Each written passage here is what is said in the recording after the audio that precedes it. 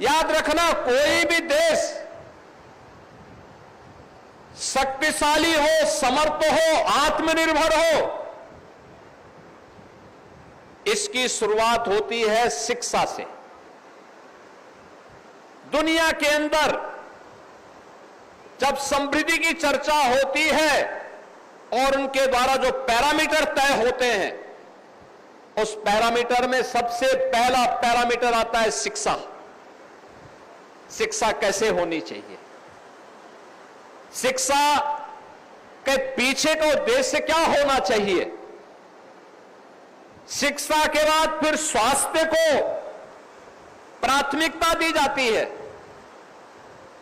स्वास्थ्य के बाद कृषि और जल संसाधन को प्राथमिकता दी जाती है, इसके उपरांत कौशल विकास और रोजगार को, एम्प्लॉयमेंट को उसके बाद इसके साथ जोड़ा जाता है, और फिर पर्यावरण को ध्यान में रख करके किस प्रकार का विकास हो जो पर्यावरण के अनुकूल हो। ये सभी पैरामीटर तय करने के बाद ही ये तय होता है कि अगर ये पैरामीटर आप तय कर रहे हैं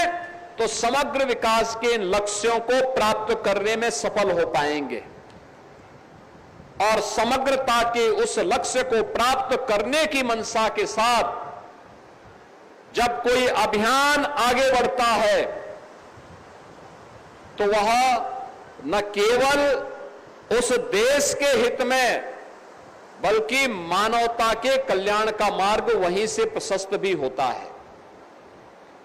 वहीं से प्रशस्त होता है। ये केवल एक